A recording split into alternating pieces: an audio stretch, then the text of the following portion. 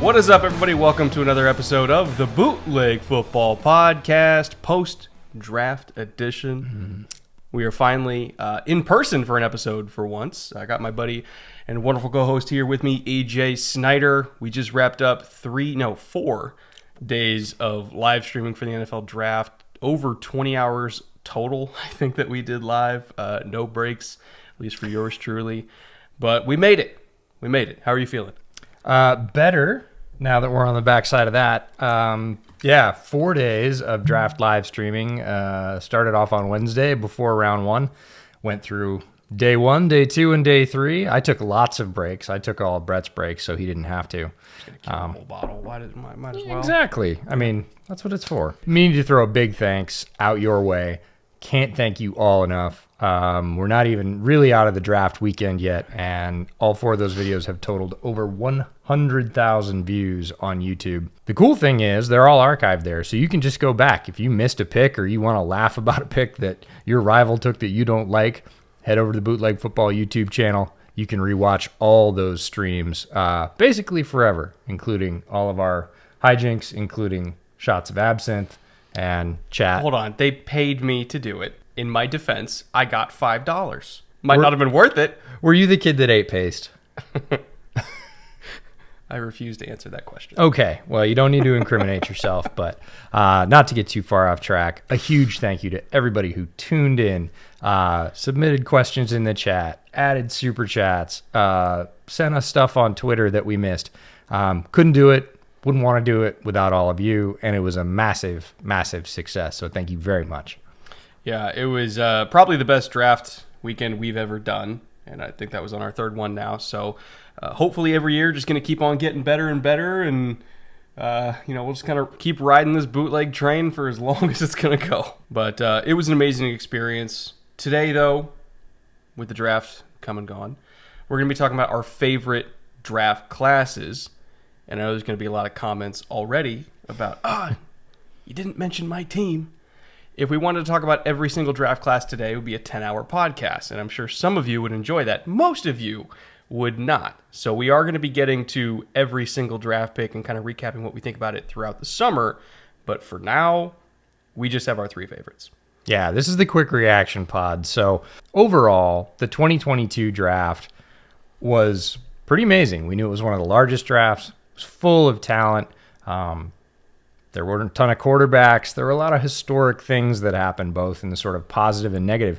But one of the things that really struck me is there were very few head-scratching drafts. It always seems that there's 2 or 3 teams that we're talking about during the live stream, and we're like, what are they doing? And honestly, there were very, very few of those this year, if any.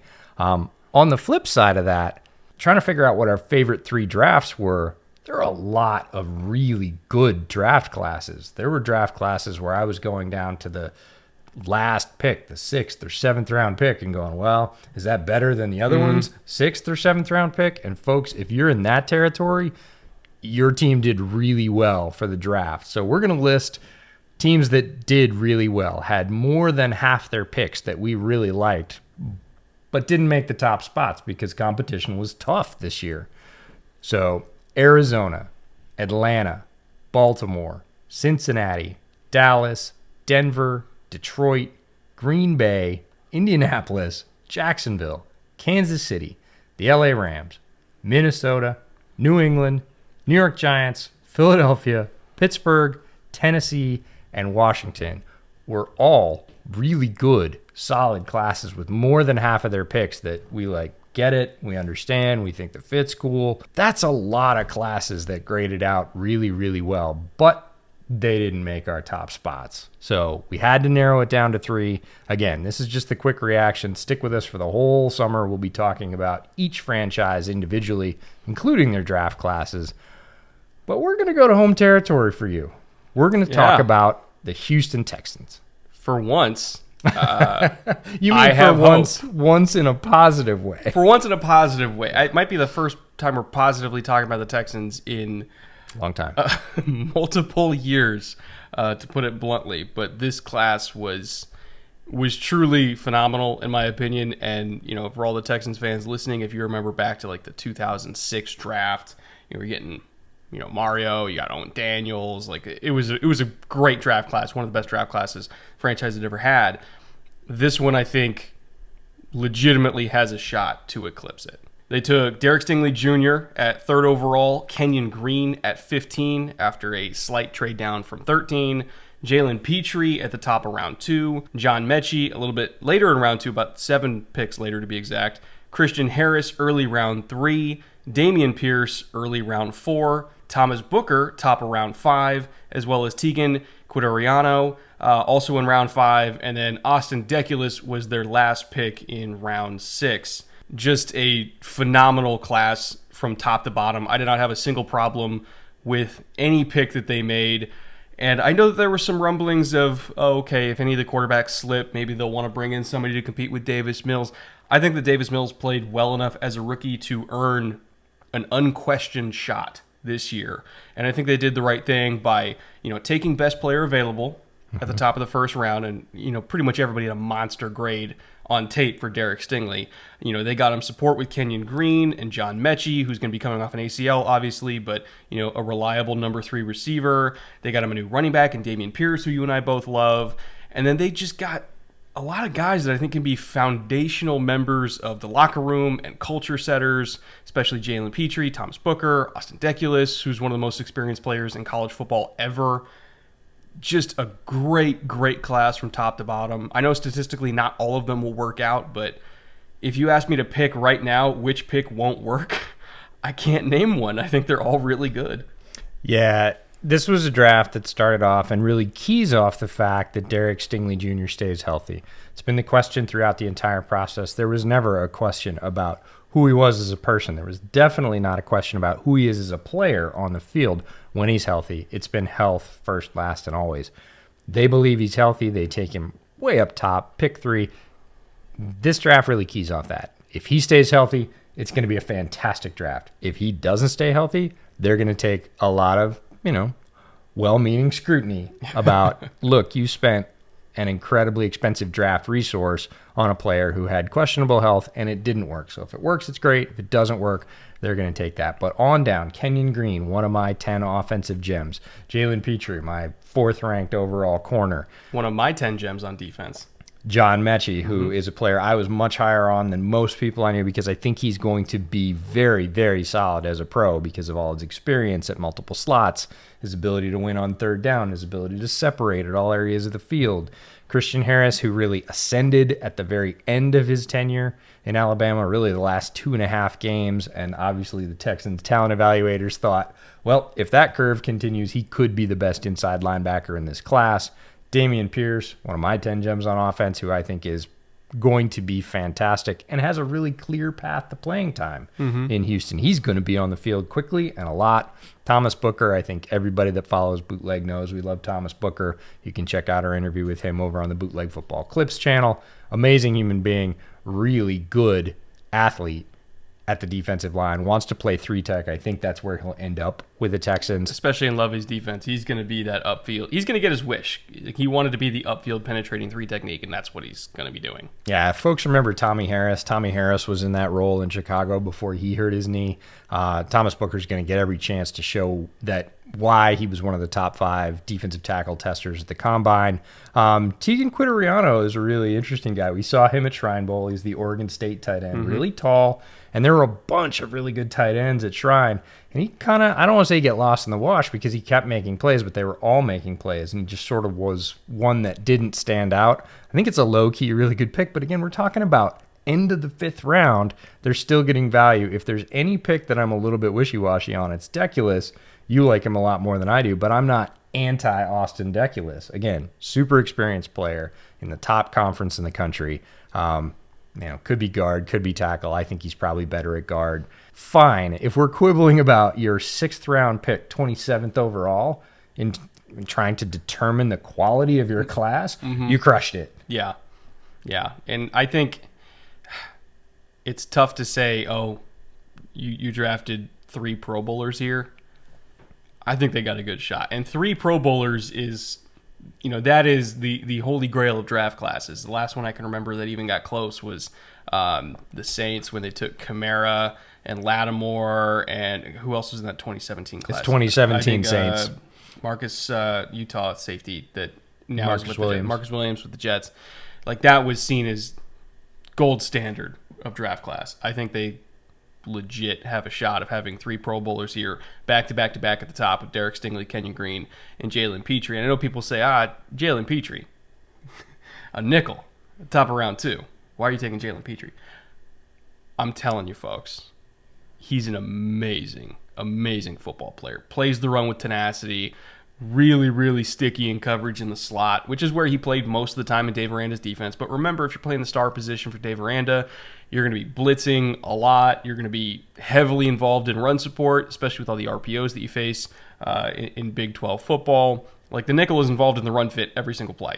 And he brings toughness. He brings burst. He brings ball skills.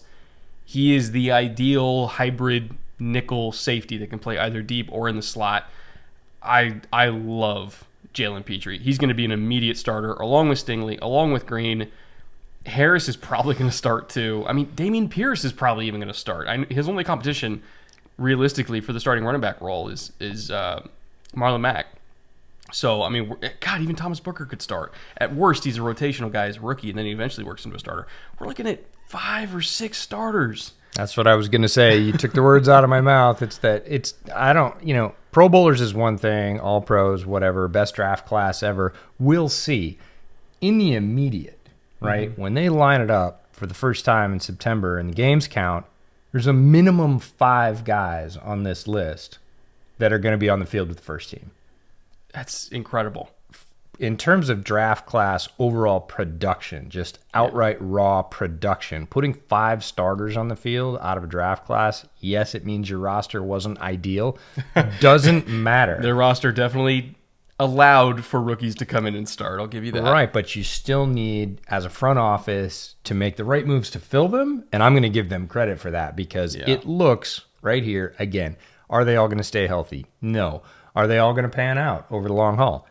No, right? The odds say very, very slight chance that happens. Are a bunch of them going to pan out and play well? It looks really good right now. Yeah, it's just from top to bottom, Nick Caserio did a phenomenal job. And, this is somebody, I'm speaking as a Texans fan that took a multi-year break from the franchise because of who is running it from the top. This draft, to me, signaled that Nick Caserio is in charge of the team. It is not he who shall not be named. I think this was a Nick Caserio draft because, quite frankly, the other people that were in charge of the team didn't know how to build a team, didn't know how to identify talent, didn't know what to prioritize. This was a Nick Caserio draft, and I think the fact that clearly Nick is in charge of roster management right now, and say what you want about Lovie Smith, the man can build a culture. For sure. I think he's got good coordinators under him. We love Pep Hamilton. For the first time in a long time, it feels like the adults are in charge of the Houston Texans. And just when I thought I was out. Yes, they pull you back in. But you mentioned Davis Mills earlier, and he really gave them the chance to do this. Yes. Right? By playing well last year as a extremely cost-controlled rookie, as a surprising starter. It cost nothing. They looked at that and said, hey, do we have to take a quarterback? Yeah. Are we definitely going to get a lot better if we do take a quarterback? And that was not certain at all. Not in this class. Not at all. Yeah. So they were able to say, great, we're going to pick the best talent we can find off the board at other positions of need, build the team, give Davis Mills another year with Pep Hamilton, and see what happens. And if he works out, golden. We've got an extremely cheap, probably the cheapest starting quarterback in the NFL.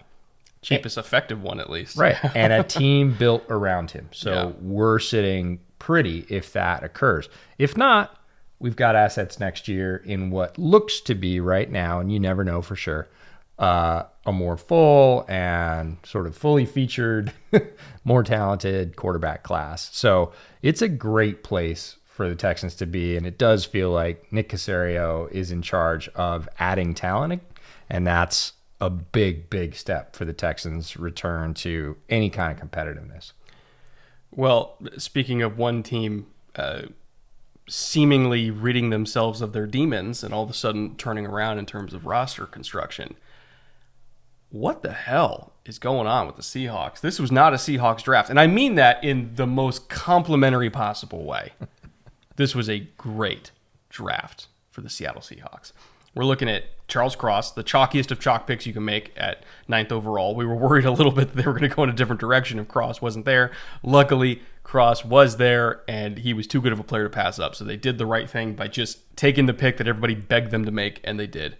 Boye Mafe got value at 40th overall, the edge out of Minnesota. Kenneth Walker was the one pick that a lot of people got upset about, but I'll let you take that one when we get to it. Abraham Lucas, again, 3rd round pick for a super high upside potential starter at right tackle. I'm totally okay with that. Kobe Bryant slipped a little bit further than expected. They got him early 4. In round 5, they got Tariq Woolen, who also slipped a little bit more than expected. Tyreek Smith, in a very deep edge class, was just begging to be picked, also in round 5. And then they got my guy, Bo Melton, round 7, inexplicably there.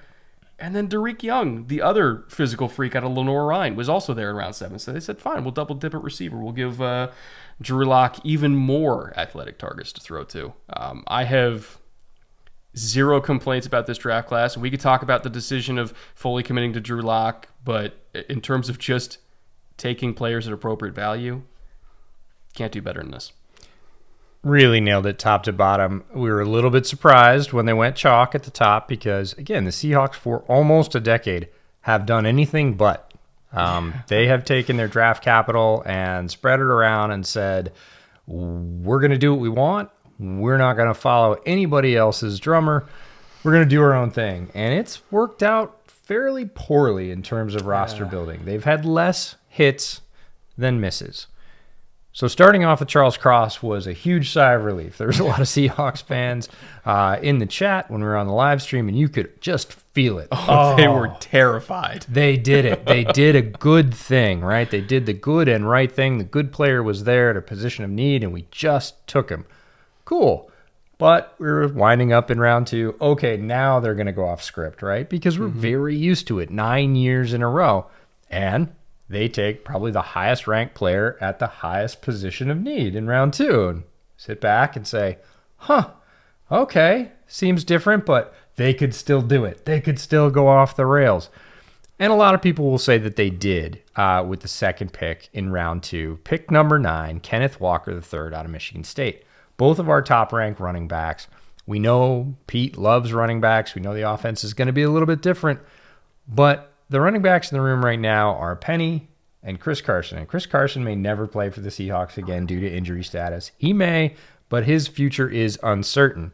Penny went on an absolutely white-hot tear at the end of last season, but he's struggled with injuries too. So really, if Penny gets hurt and Chris doesn't come back, what are you left with? You're calling up Marshawn Lynch again. Right. And you've got arguably the best running back in the draft staring you in the face. And you have to look at not just 2022, but 2023. What are we going to do? So they grab Kenneth Walker. And he can contribute more in the pass game than he did at Michigan State. He is a tremendously gifted runner. So I understand people saying, oh, running back high. But if that's your argument for why this class isn't good, it's not a good argument. It's a great player at a position, arguably, of need that has uncertainty beyond the 2022 season. Do you think the Colts, when they were having questions at quarterback and who was going to be their long-term guy forever, because they kept just year after year for 5 years straight bringing in veterans and seeing who would stick, you think that they're regretting taking Jonathan Taylor in round 2? Probably not. No, some great running backs have been picked in round 2 who've been incredibly productive and gone on to Hall of Fame careers. So Kenneth Walker at the top of 2, if that's your argument for why the Seahawks draft stinks, probably want a new argument. And then with the next pick, they support that strategy. They say, okay, they've said all along, we're going with Drew Lock. We're going with Drew Lock. And everybody said, that's a smokescreen. They're not really going to do that. They might just with the way that they built this roster. So the next pick, round 3, pick 8, 72 overall, they go to Abraham Lucas. They just reach across the state, grab him out of Wazoo. This is more a pass-blocking right tackle, but if he fixes his dealing with power and he's got some good run-blocking reps as well, this is a potential bookend So really within your first 4 picks, you've got potential bookends at left tackle and right tackle. You've got a running back for the future. You're really setting up to execute that strategy we've seen the Seahawks use on offense. Round 4 and round 5, they go to the well twice for cornerback. They get Kobe Bryant, the guy that played across the field from Sauce Gardner at Cincinnati, who's a physically gifted corner, has some things to clean up. But in round 4, pick 4, 100, outside the top 100, 109. Great for a starting corner. I mean, come on, yeah. Great pick who can sit in behind Sidney Jones, again, who had a great season last year, but has had injury concerns of his own. If Sidney Jones can't finish the season, you can bring in a young Kobe Bryant, play next to Trey Flowers. That looks really good. Tariq Woolen, one of my 10 gems on defense, basically alone on his physical profile because he's new to the cornerback position. He's only been there about a year and a half, so he's still learning. But he can run with anybody on the planet. He's almost 6'4". He has legit high 4'2", low 4'3" speed, and he's physical. He's not just a track guy. And a lot of people in the media, draft media, and everywhere else have said there has never been a more Seahawky corner than Tariq Woolen ever. That is in their mind. You can't tell me that Pete didn't just see his measurables and his times and say, fuck it, I don't even need to see a single snap of tape. Right. Just give me that, dude. And if it doesn't work, we can play him in safety. So Sean Desai is not really the new defensive coordinator. He has a different title, but he is helping coordinate the defense in Seattle. Has a lot of experience with defensive backs. Both Kobe and Tariq are going to benefit from his tutelage. They're going to learn faster than they might have under a guy who's a former linebacker. And then Tyreek Smith is one of my favorite steals of the entire draft. I had a great grade on him. I think he just kind of got lost overall, maybe a little bit in the wash, in a very, very deep edge class that had 15 to 18 probably really productive edges that you could pick. Here he is sitting round 5, pick 15, 158 overall, played at a major program in Ohio State, has great tape.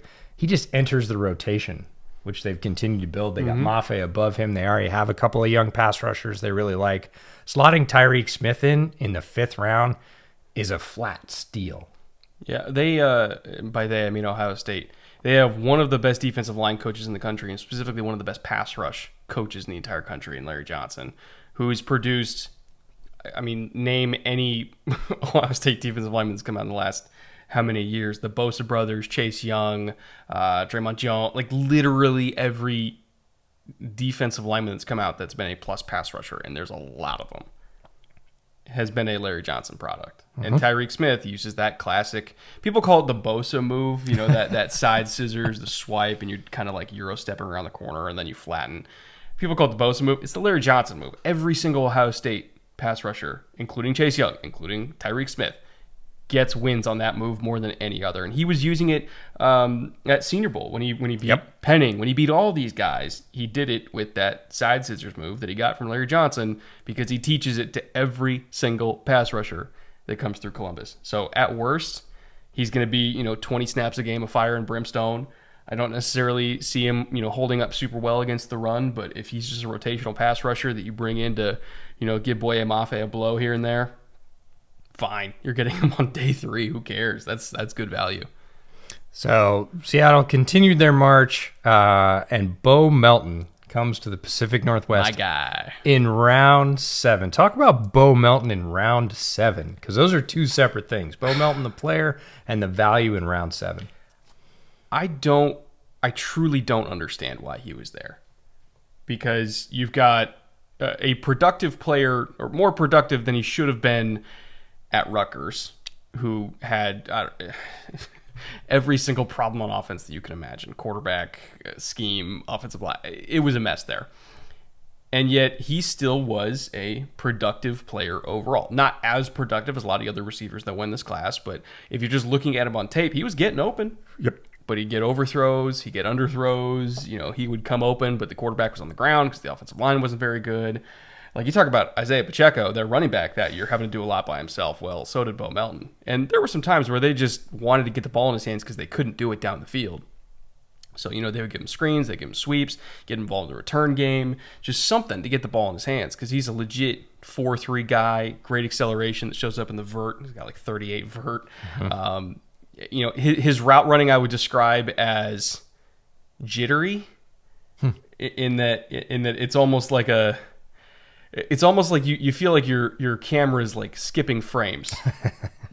Because it's not that it's not good. He's actually a really good route runner. But it's like some of the movements that he does with his legs are so sudden and quick, and they look almost like anatomically not possible. It's just an interesting style that he runs routes with that I can only describe as jittery. But he's also a really tough guy to cover because of that, because he is so sudden. And you saw that at the Senior Bowl. Like, nobody could cover him at Senior Bowl. So getting him in the 7th round, even though he's not the biggest guy, he's not the most productive guy, he's a really good kid, really talented. And I think that he could legitimately, challenge Eskridge for wide receiver 3 today. Like, as of right now, he could be their wide receiver 3, and they get him in the 7th round. Yeah, he is packed full of quick twitch fibers. You see it in that sort of skip route running, and you also see it when he gets the ball in his hands. His first couple of motions are near instant, and it makes it really, really difficult to keep up with him. So tremendous value and a lot of upside. This is a guy that had offers from all the top programs, ended up at Rutgers. I think the Seahawks are probably going to see a greater return on their investment of a 7th round pick. Do you know why he went to Rutgers, by the way? I don't. His mom and dad went there. They were both athletes, track and also football, I think, respectively. So he wanted to go play where his parents played. And he's got a younger brother, by the way, a corner, Max Melton. Oh. We're going to be talking about him pretty soon. He is... Probably built the same. Yeah, he's different. So he's different. Guys end up at institutions for different reasons. Bo Melton, legacy kid at Rutgers, wanted to go there. And then with the last pick in round 7, pick 12, 233 overall, this is a height, weight, speed gamble. This is Tariq Young from Lenore-Rhine. All the scouts found him at Lenore-Rhine when they went there to see Kyle Duggar. Mm-hmm. And they went, man, who's the 6'2" guy that's well over 200 pounds and runs like a 4.3. Yeah, what's his name? So he was at Shrine Bowl. We got to see him there. He is a work in progress as a route runner, but as an athlete, he is not a work in progress. Yeah. He is absolutely ripped as an athlete and every bit as fast as his timed speed on the field. So they're going to use him on special teams. They're going to see if they can develop him. They're going to see if they can chip off the rough edges and turn him into a receiver. And if they do, a winning lotto ticket in round 7 that creates any kind of production, even as a special teamer, is a flat win. Even if he's a gunner. Mm-hmm. If you're getting a gunner in round 7, fine. If you get a productive practice squad player in round 7 at 233, you're doing great. So Seahawks, while shocking, because they pretty much picked the best value available at the position of need and didn't do this with their draft board and just swap all the values.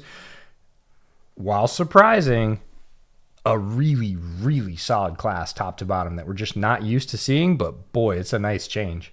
And they've made, just keep in mind, we're not shitting on everything they've done in the last decade. They've made some good picks that were not considered chalky. Like when they got Brooks from Texas Tech a few years back, and we were covering that draft, and we're like, why? Early, is what we said. Good player, but early. And we had higher grades than the LSU kid coming out that year. A few years later, you look at it now, he might be either the best or the second best linebacker from that class. They had the conviction to take him in the first round. He's a fantastic player for them. One of their best players on defense. So, they haven't always been bitten by going against the grain, but most of the time they have. Yeah, they've lost more than they've won. And they will lose some of this class too. Be sure of it. It's the draft. 1 out of 3 is a really good hit rate. But if you're just playing the odds and saying, what did you get at the spots you needed? They went in hard on offensive line, which they've been criticized for in the past. They got 2 potential bookends, one of the top 3 tackles in the draft up high that they needed. Just a fantastic draft for John and Pete. Yeah, it's potentially a franchise-saving draft for a franchise that desperately needed an injection of a lot of talent, and they needed it right now. Maybe a little bit on the opposite end of the spectrum, because I think you and I have loved what Joe Douglas has done since he got there. This is a roster that has a lot of talent already and just kind of needed some finishing touches. They really did not have a lot of holes going into this draft, especially after free agency. There was some talk about, maybe trading for Debo and giving him a big deal. They ended up holding their water in the end and just seeing what they could get themselves without having to pay Debo $26 million a year. And I do think that every last little tiny hole they had on the roster, they got. And they definitely did their finishing touches. Yeah, Zach Wilson, if he doesn't succeed with this during his second year in the program, with his familiarity, having adapted to all the rigors of playing in the pros versus college and starting to understand the division and all those things, there's not going to be any excuse because they had a few holes and they didn't just plug somebody into those holes. As we go through this, they plugged some of the best positional players in the entire draft to plug into those holes. And there is no pick at the end where you go, yeah, but like right down to the end. Indeed, they finished in round 4, but I don't care. I'm not going to hold that against them. Every pick is oh man, they got that guy. I know. As you've noted here, all killer, no filler. Like there is literally no picks where you're kind of glossing over. Sauce Gardner at 4th overall, which was about the range where I thought we could start to see these corners go, and they went with Sauce because they wanted to just knock that out of the way early and not have to deal with, maybe Andrew Booth will fall, maybe Kyler Gordon will fall. I was like, nah, let's just get the corner now. We'll deal with everything else later.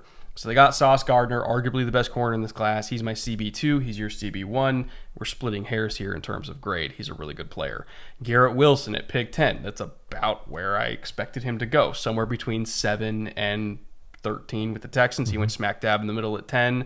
Jermaine Johnson, who fell a little bit further than a lot of people expected. Keep in mind, as our buddy Eric Galco said during the draft stream, he was in legitimate consideration for the Jets at number 4. So as he just kept falling, and he was there in the mid-20s, they just decided to trade up and just get him anyway because he was there. So they kind of complete their defensive line rotation, which was always a pretty strong one anyway.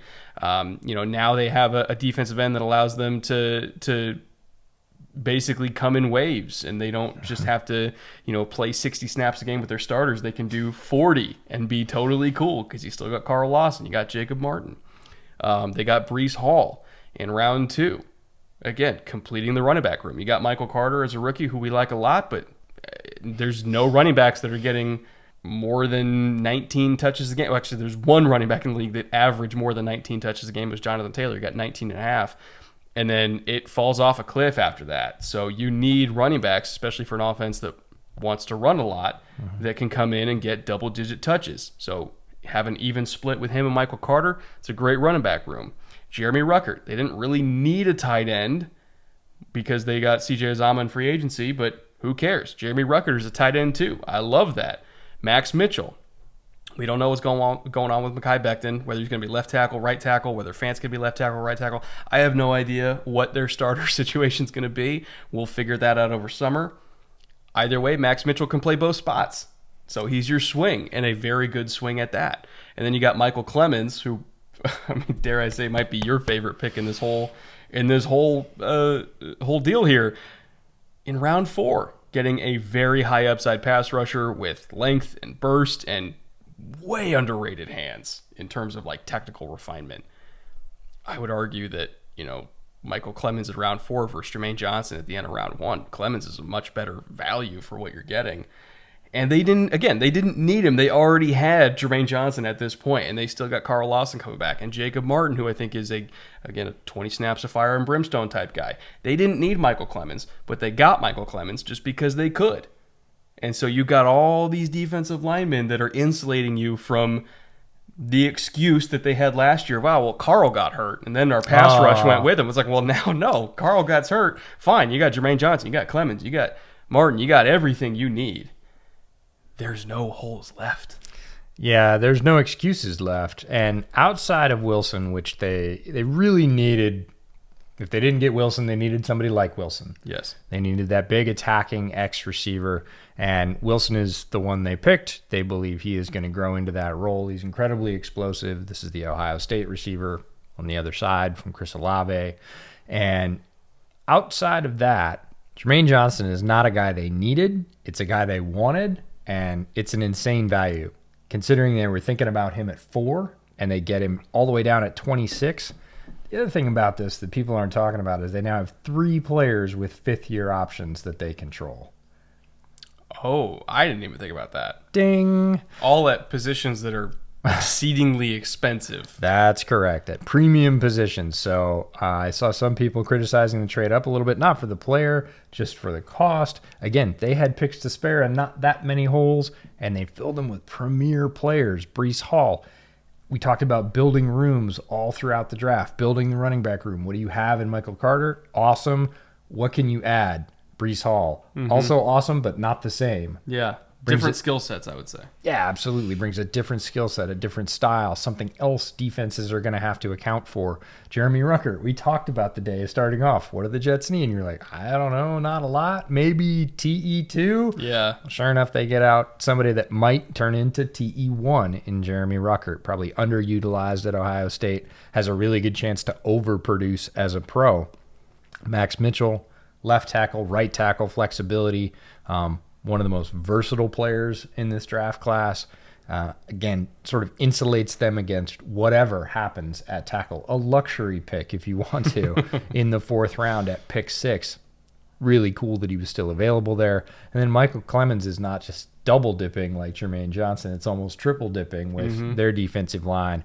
And he's got size, so you can play him inside. He's over 260. Really good hand use that you mentioned. Super aggressive. Likes to really punish tackles. So if you're bringing a player like that in waves, you're going to tire out an offensive line. And that's exactly what Robert Saleh and his defense want to do. They've got weapons at every spot. And when you kind of look at their edge rotation as a whole, they went into the draft where we're like, oh, man, they need at least 1, probably 2. Now you're going into it again. Lawson coming off injury. Jacob Martin, as I mentioned. Jermaine Johnson. Michael Clemens. You still got Vinny Curry there. You got Hamilcar Rashed, who you really liked as a UDFA last year. You thought he was very much a draftable player. They played John Franklin Myers at defensive end because they didn't have enough last year. Now he's exclusively moving back inside, where he is one of the most productive interior pass rushers in the entire NFL. Like, in the whole league, JFM's one of the best. Oh, by the way, Quinnen Williams. Oh, by the way, Sheldon Rankins. Now we're at the point where it's not that they don't have enough, it's that they have too many. Like, how are you going to get them all snaps? They're going to have to either, try to do some sort of stash on, Rashed maybe, or somebody's going to get traded, or just outright cut. Like, they can't fit all of their talent at this point. That's where the roster is. Like, they literally can't fit all of their good players, which, for Zach Wilson at least, is best case scenario. As you mentioned, I'm not saying it won't work out. We think it very well could. In fact, it's more likely than not to work out. Now, but if for whatever reason, let's just say it doesn't, and there could be a variety of reasons for that, it ain't the roster's fault. Not anymore. Yeah. I mean, Joe Douglas and Robert Saleh are going to have to take a long, hard look at the end of the year and say, did we get as far as we wanted to? It's not just did we win or lose, but did we progress as far as we think we should have? And if they haven't, it's not going to be a player issue, right? It's a scheme issue. It's a coaching issue at that point, and they're going to have to make those adjustments to try and win because it's not shortage of good players. On the last 2 drafts alone, they've added a lot of talent to this roster. And like you said, it's very possible that good players are going to start to get cut, which is not something that usually happens from a team like the Jets in terms of win total. Like, oh, well, we're too loaded with good players after our X win season. We're going to have to cut some of them. That's atypical, but that's the roster building job that Joe Douglas has done. And that's why the Jets cap off one of our 3 favorite draft classes. I will say this, Jets fans, because I know it sounds like EJ and I were completely ignoring Zach Wilson's rookie year. We weren't ignoring it. We were appropriately not talking about it a whole lot. A, because there wasn't a whole lot of positive that happened. I mean, there was positive, but it happened in spurts. There were some injuries. There were some great highlight plays, which we did talk about. There were some games where he really, really struggled, which we tried not to talk about because we acknowledged at the time that the roster wasn't there. Now it's there.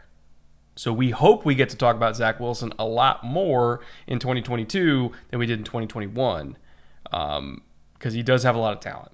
And we do believe in the coaching staff, and we do believe in the roster. I'm not going to say they're worst to first because Buffalo's in the division. If they're worst to first, that would be unbelievable. They're probably not going to be. Worst to wild card? Worst to wild card would be a successful season for the Jets because... Hell, worst to over 500 would be a good season. Yeah, worst to competing for the playoffs would be a great story in New York this year because Miami is a really good team that looks like they're going to get better. New England is continuing to build back from their one single down year in the past several decades. Yeah.